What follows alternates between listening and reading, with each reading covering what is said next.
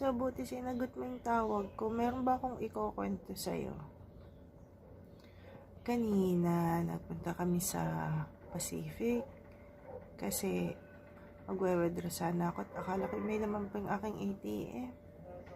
Ay, wala na pala. Ito nga pala yung nagbayad ng kuryente. Naalala ko. Ay, kasama ko si Arkin. Sabi, Mama, I want something inside the mall. Sabi, ganun. Kami nagpunta. Ay, nakita yung body pizza. Sabi, Mama, I want to eat chicken barbecue. Ay, kaya lamang, sabi, anak, it's expensive. I don't have money. Sabi, how much daw? Sabi ko, 300 plus. E di yun. Sabi niya, parang nalungkot si Arkin. Ay, naisip ko bilang ko na lamang ng sago at yun ay 95 pesos lang. Ay, meron pa naman ako 145 pesos. E di meron pang matitirang 50 pesos. E di natuwa, nakalimutan ang chicken barbecue. Bunso, lumipat ako dito sa labas at naghang yung cellphone ko.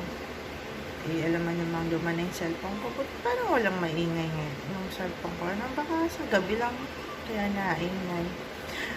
Mabalik ako doon sa akin kinakwento. Yun na nga, ibinilhan ko si Arkin ng sago at yun ay 95 lang. 145 na lang natitira kong pera. Di natuwa at nagkaroon ng sago at nakain na ulit ng sago. Ang natira ko na ng pera ay 50. Alam mo namang ang pauwi dito sa atin ay 2 sakay pa.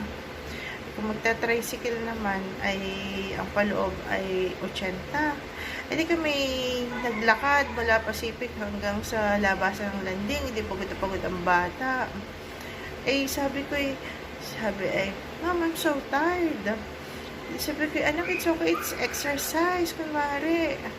Di kami sumakay na ng tricycle at buti na lang at may kasabay, hindi 80 ang binayad ko. At 40 lang at kami dalawa. Hindi naman ako pwedeng kalungin dahil malaki na.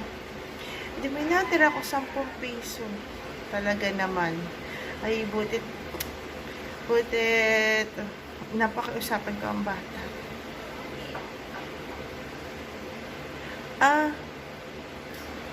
Papadala ka ng pang chicken barbecue.